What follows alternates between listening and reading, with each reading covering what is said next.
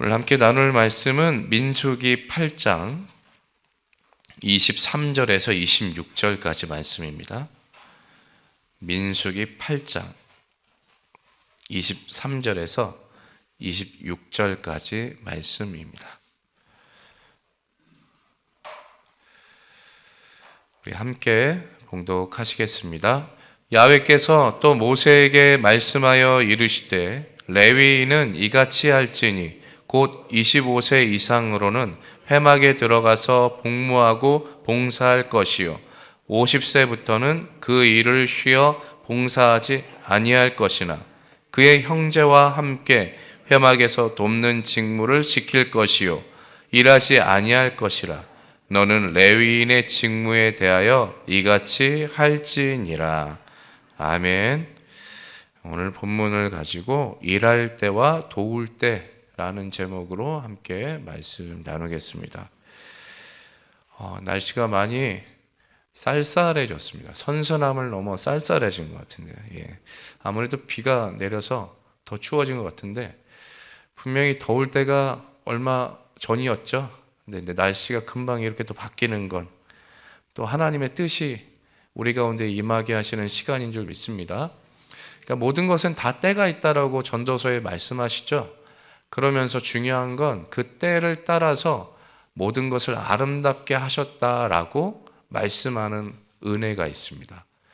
모든 것은 정하신 때가 분명하게 있지만 그 때가 헛되이 버려지는 것들이 없고 다 아름답고 형통한 것으로 하나님께서 그 일들을 이루어 가고 계심을 믿습니다. 그래서 더울 때도 또 쌀쌀해질 때, 좀 더 지나면 추울 때, 다시 또 추위를 지나 또 따뜻한 봄을 맞을 때, 그 모든 것들이 하나님의 정하신 일들이고 때를 따라 아름답게 하는 시간들이 될 줄 믿습니다. 그래서 하나님은 우리의 모든 삶의 순간을 그렇게 정하신 대로 인도하시는데 그 정하심의 시간들을 오늘 말씀을 통해 한번 살펴보고자 합니다. 오늘 8장의 내용을 특별히 또 오늘 본문의 내용은 레위인의 봉사와 그 인생의 시기에 대해서 이제 이야기를 합니다. 8장 23절부터 26절은 그 봉사의 규례가 기록되어 있는데 레위인이 일할 때와 쉴 때 그리고 도울 때를 정하셨습니다. 오늘 성경을 보면 레위인의 봉사 연령이 이제 나오게 됩니다. 그게 이제 25세부터 50세라고 나오는데요. 근데 이 민수기 8장에 앞서 4장에 보시면 그 봉사 연령이 30세로 말씀하고 계십니다. 민수기 4장 3절인데요. 곧 30세 이상으로 50세까지 회막의 일을 하기 위하여 그 역사에 참가할 만한 모든 자를 계수하라. 분명히 여기서는 4장에서는 30세 이상이라고 말씀하셨죠. 그런데 오늘 8장을 또 지나서 역대상에 가면 23장 24절에 또 다른 나이를 말씀하세요. 이는 다 레위 자손이니 그 조상의 가문을 따라 계수된 이름이 기록되고 야훼 성전에서 섬기는 일을 하는 20세 이상 된 우두머리들이라. 역대상에서는 20세 이상을 이야기하십니다. 그러니까 20세 이상, 25세 이상, 30세 이상 각기 다른 나이를 이야기하는데 통일된 건 50세가 이제 한정이 돼 있던 것 같아요. 근데 이렇게 나이가 다르게 되는 것은 그 시대마다 상황들이 다르기 때문에 그렇습니다. 이 나이의 구분을 짓는 대표적인 두 가지 시대를 나눈다면 첫 번째는 광야 시대, 두 번째는 성전 시대입니다. 광야 시대는 뭘까요?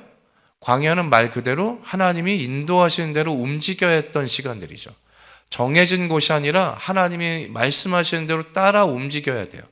그래서 성전이 다윗 때처럼 번듯하게 지어진 성전이 아니라 천으로 지어진, 천막으로 지어진 회막이라고 불리는 성막이 지어졌죠. 그래서 하나님이 인도하실 때마다 그것을 해체하고 옮겨가야 돼요. 그러다 보니 이 일들을 다 누가 해요? 레위인들이 하는 겁니다. 성막을 해체하고 다시 옮겨가고 다시 설치하는 것. 그곳에는 성막 안에는 무거운 것들도 있고 가벼운 것들도 있죠. 그래서 나위가 중요하게 여겼습니다. 30세, 민수기 4장에 보면 30세부터라고 이야기하는 것과 오늘 8장에 보면 25세라는 것에 나이가 있습니다. 분명한 것은 이게 주석가들에 의하면 25세와 30세가 왜 구분이 되냐, 서로 다르냐라고 한다면 아마도 25세부터 일을 시작하긴 하는데 처음부터 일을 잘하지 못하잖아요. 능숙하지 못하잖아요. 그러다 보니 30세까지를 훈련 기간, 견습 기간으로 보는 견해가 많습니다. 그러니까 일을 많이 배워서 5년 동안 열심히 성막의 일을, 아무리 레위이지만 너희들은 배워야 되는 시기야 라고 해서 배워서 30세부터 본격적으로 자신의 맡겨진 직무에 따라서 그 일을 전문적으로 했다라고 보는 경우가 많습니다. 예수님도 언제부터 하나님의 일을 시작하셨어요? 30세라고 하셨죠. 그러니까 30이라는 나이가 뭔가 좀 능숙하게 일을 할 수 있는 나이로 여겼던 것 같습니다. 그에 반해서 20세, 이제 역대상에 나오는 20세는 성전 시대 때 하는 것이거든요. 근데 그때는 옮겨갈 필요는 없습니다. 다만 옮겨갈 필요는 없어졌지만 자질구레하게 여러 가지 소소하게 일들이 많아졌다라고 그래요. 그래서 여러 가지 직무를 맡아서 해야 되는 일들이 많아졌기 때문에 연령을 낮춰서 20세 이상부터 했다라는 것이죠. 그 차이가 있다라는 것은 존재하지만 분명한 것은 무엇입니까? 하나님을 예배했다라는 것입니다. 하나님을 향한 마음은 나이의 변함과 상관없이, 시대의 흐름과 상관없이 가장 중요한 것은 뭐예요? 마음의 중심이라는 거죠. 하나님 앞에서 내가 무엇을 하든, 언제 어느 때 무엇을 하든 하나님을 향하여 일하고 있다라는 것만큼은 변함없이 지켜져 왔다라는 것이죠. 그로 인해서 오늘 25세부터 그 일을 시작하게 하신 하나님의 말씀을 살펴본다면, 젊었을 때, 레위인이 가장 젊었을 때 그때부터 하는 일들이 가장 바쁜 일들이 아니었을까 생각합니다. 성막의 기구를 옮기고 제사를 준비하고 백성의 죄를 속죄하기 위해 봉사를 하는 레위인들이 다양하게 일들을 맡아서 행하게 됩니다. 그들의 손은 늘 바빴고 또 땀을 흘리게 분주했죠. 그러나 중요한 것은 그 모든 것이 무엇을 위함입니까? 하나님을 예배하기 위함이었습니다. 우리가 땀 흘리고 수고하는 모든 것들이 하나님을 위해 예배하는 일들이 되어야 될 줄 믿습니다. 사도 바울은 골로새서 3장 23절에 말씀합니다. 무슨 일을 하든지 마음을 다하여 주께 하듯 하고 사람에게 하듯 하지 말라. 우리가 어느 때에 무엇을 하든 다 하나님을 위해 일하라 라고 하시는 것을 꼭 기억하시게 되길 축복합니다.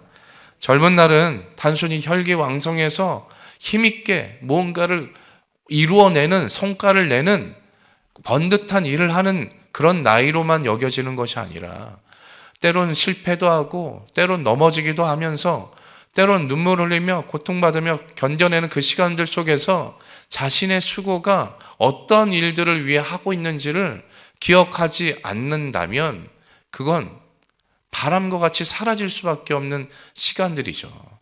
그렇기 때문에 이 날들의 수고가 결코 헛되지 않게 하시는 건 오직 하나님이신 줄 믿습니다. 하나님 앞에 마음을 두고 그 젊은 날들을 한 걸음 한 걸음 내디며 따라가는 인생이라면 반드시 그것을 결실의 계절로 맛보게 하실 줄로 믿습니다. 모세가 시편 90편에 간절하게 기도하는 내용을 다들 아실 겁니다. 우리의 연수가 70이요 강건하면 80이라도 그 연수의 자랑은 수고와 슬픔뿐이요 신속히 가니 우리가 날아가나이다. 70이 되고 80이 돼도 결국 그 모든 자랑은 수고와 슬픔뿐이다. 말처럼 인생은 길어도 결국 한순간처럼 지나갈 수밖에 없음을 탄식하는 소리처럼 들립니다. 그러나 그것이 현실임을 모세는 직시했다라는 거죠. 모세는 그러나 그 직시한, 자신이 마주한 그 현실을 허무하게 버려지는 것으로 내버려 두지 않습니다. 마지막 17절, 시편 90편 17절에 이렇게 고백합니다. 우리의 손이 행한 일을 견고하게 하소서. 지금까지 내가 해왔던 일들이 헛되지 않게 하여 주옵소서. 왜 그렇게 고백합니까? 하나님을 향한 중심을 갖고 고백하는 것이기 때문이었습니다. 하나님이 함께 하시지 않으면 우리 모든 수고와 열정은 바람처럼 흩어집니다. 그러나 하나님께서 은혜로 붙드시면 우리의 작은 섬김도, 조용한 눈물 하나도 그의 나라와 그의 의를 위해 사용될 줄 믿습니다.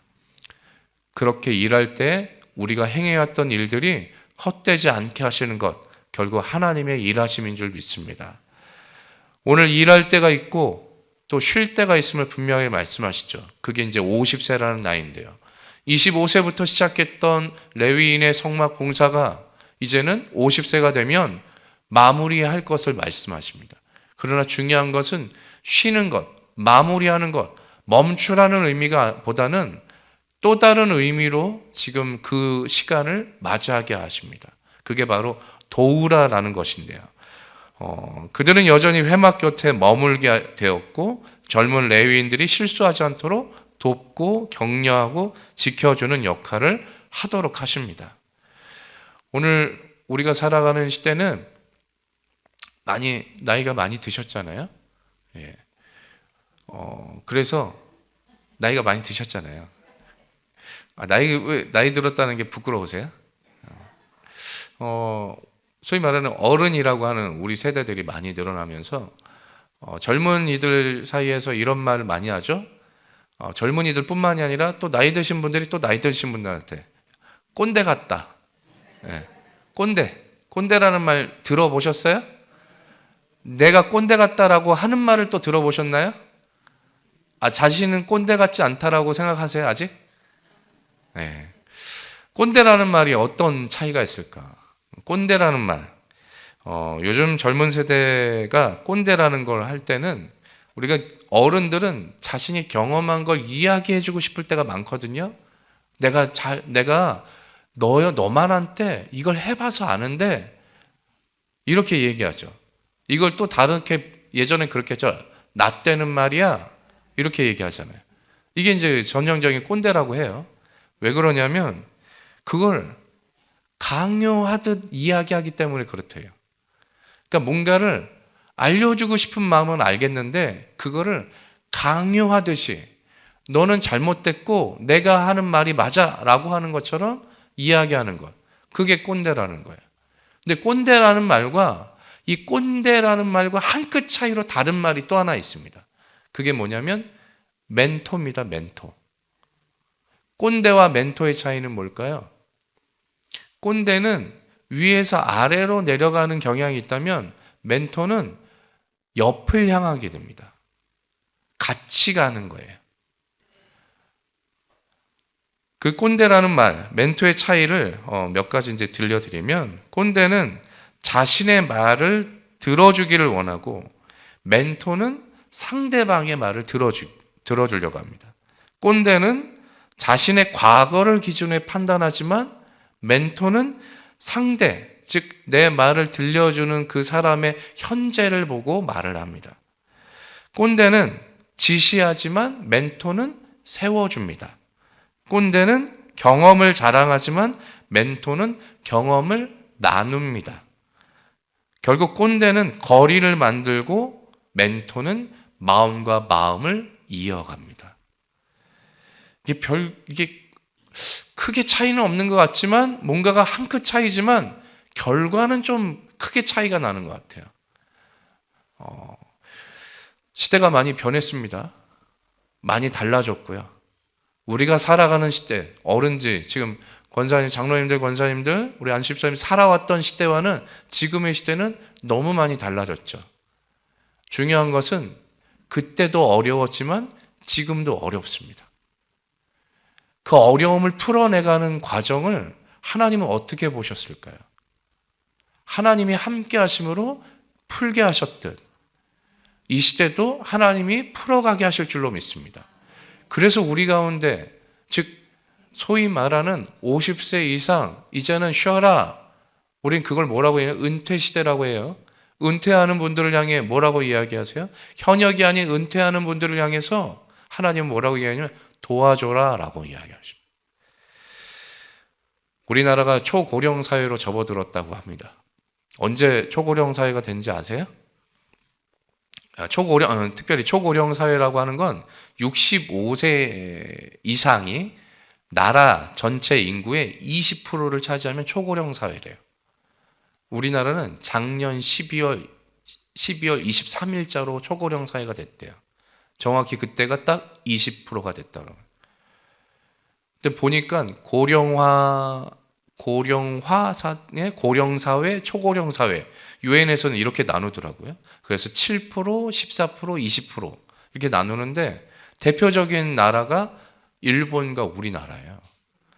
초고령사회. 65세 이상이 이미 훌쩍 넘었습니다. 여러 가지 요인들이 있지만 베이비붐 시대가 지나고 이제 출산율이 저조하면서 그러면서 이제 뭐 여러 가지 의료 기술도 발달이 되면서 이제 의료 혜택도 늘어나고 그와 반면에 출산율도 떨어졌고 여러 가지 것들이 다 복합적으로 돼서 이제 고령화 시대가 들어갔는데 근데 이때 많은 고민들을 하는 게 무엇입니까? 일찍 은퇴를 하게 된다. 보통은 아직까지는 60세죠. 은퇴 나이가 60세고요. 그 60세를 넘어가서는 아직도 청춘이시잖아요. 그래서 우리 옛날에 뭐라고 했어요? 인생은 60부터라고 했는데 지금은 70부터 80부터란 말도 있더라고요. 예. 언제까지 올라갈지 모르겠지만 그러나 중요한 건 60세 이후에 사회에서는 그 은퇴라는 걸 뭐라고 얘기하냐면 사회에서 그 직무를 일정 기간이 끝나서 한가히 지내는 시간이라고 얘기해요. 여러분 은퇴가 한가하게 지내는 시간인가요? 아직은 할 만하신 일들이 많잖아요. 물론 옛날처럼 막 힘을 쓰고 그런 일들은 아니지만 머리를 열심히 굴려서 하는 일들은 아니지만 그래도 뭔가를 할 수 있을 것 같은 나이가 아직도 우리 가운데 있습니다. 분명한 것은 하나님은 그 일을 마무리에 끝났으니 너는 아무것도 하지 마 라고 하지 않으세요. 분명하게 너의 봉사, 너의 직무는 다 끝났어. 그러나 그들과 함께 이미 현역에서 존재하는 그들과 함께 도와주라고 말씀하고 계세요. 초고령 사회, 오늘 우리가 이 땅에서 살아갈 우리의 자리는 하나님의 부르심의 사명을 끝까지 따라가시는 것인 줄 믿습니다. 그 사명의 일은 무엇입니까? 돕는 자의 손길이에요. 하나님이 젊었을 때는 나를 일하는 자로 세우셨다면, 그렇게 하나님의 예배를 받기를 원하셨다면 지금은 나를 돕는 자로 누군가를 세워주는 일을 하도록 부르시고 계신 줄 믿습니다. 끊임없이 하나님은 우리를 부르시고 우리를 일하도록 자리를 만들어주고 계시죠. 그러기 위해서는 우리가 하나님의 마음을 품어야 될 줄 믿습니다. 우리가 보는 눈은 극히 제한적이어서 극히 일부분이어서 보지 못하고 외면한 채 지나가는 일들이 너무 많죠. 그러나 하나님 말씀하십니다. 아직 네가 할 일이 있단다. 오늘 우리의 삶의 자리에서 자녀를 다 키웠다고 또 교회에서 이제 이번 주 우리 금요일 날 재직 헌신 예배 드리는데요. 그때 저희 원로 장로님을 추대하는 의미 있는 시간을 갖게 됩니다. 근데 원로 장로님을 추대하는 시간, 이제 장로님, 시무 장로 다 끝나셨으니까 이제 뒤로 빠지세요. 이런 의미보다는 원로로서 하나님이 그 일들을 감당해온 원로로서 또 다른 자리에 보내시는 줄 믿습니다. 그래서 보냄을 받는 자나 보내심을 받은 자나 보내시는 모두가 그렇게 함께 여기고 함께 축하해 주셨으면 좋겠습니다. 모든 것이 끝난 건 언제가 끝날 시간일까요? 주님이 나를 부르실 때죠. 주님이 오시는 그날, 주님이 나를 부르시는 그날, 그때가 마지막인 것이죠. 하나님의 은혜를 따라 오늘 우리가 살아가는 모든 여정 속에 하나님의 평강으로 주어진 모든 자리를 넉넉히 감당할 수 있게 되길 축복합니다. 무엇을 해야 될까 고민하는 시간, 시편 92편 14절에 하나님의 말씀하심이 들려집니다. 그는 늙어도 여전히 결실하며 진액이 풍족하고 빛이 청청하니 하나님은 결코 은퇴를 끝으로 보시지 않으십니다. 젊을 때는 손으로 섬겼다면 이제는 입술로 격려하고 무릎으로 기도하면서 사랑으로 다음 세대를 세워갈 수 있게 되기를 축복합니다. 오늘 모든 여정에 일할 때와 도울 때 하나님께서 분명한 것은 때를 따라 아름답게 하셨다라는 말씀입니다. 전도서 3장 11절의 말씀처럼 일할 때도 도울 때도 하나님은 우리를 통해 아름다움을 만들어 가고 계십니다. 젊을 때의 땀방울은 교회를 세우게 하시고 나이 든 후의 기도는 사람을 세워가게 하십니다.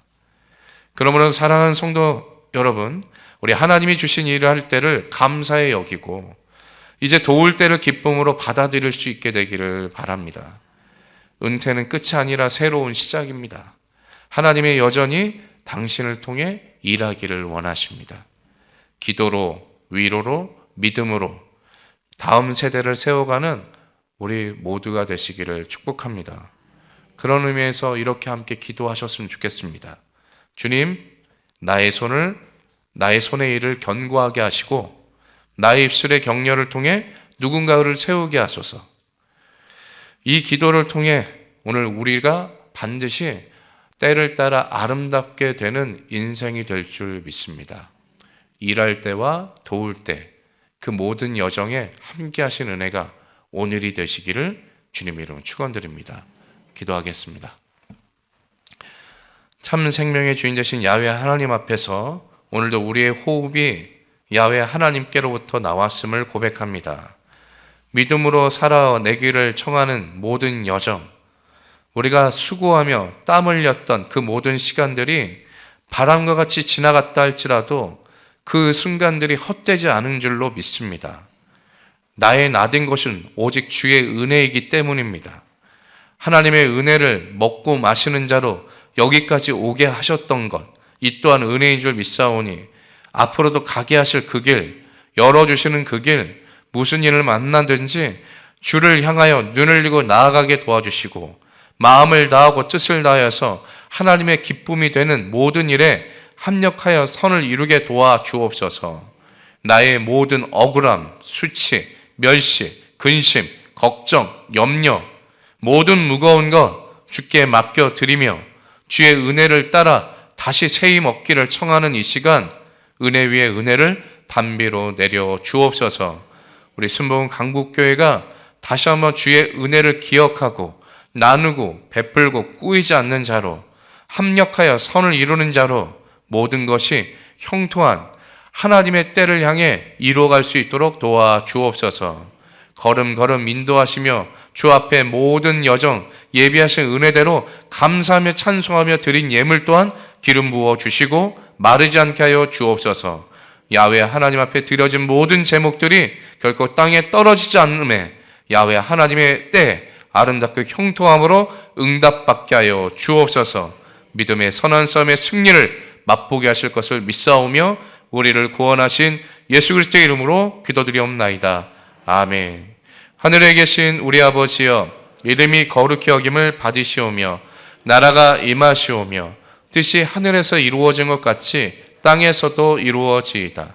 오늘 우리에게 일용할 양식을 주시옵고 우리가 우리에게 죄 지은 자를 사하여 준 것 같이 우리의 죄를 사하여 주시옵고 우리를 시험에 들게 하지 마시옵고 다만 악에서 구하시옵소서. 나라와 권세와 영광이 아버지께 영원히 있사옵나이다. 아멘.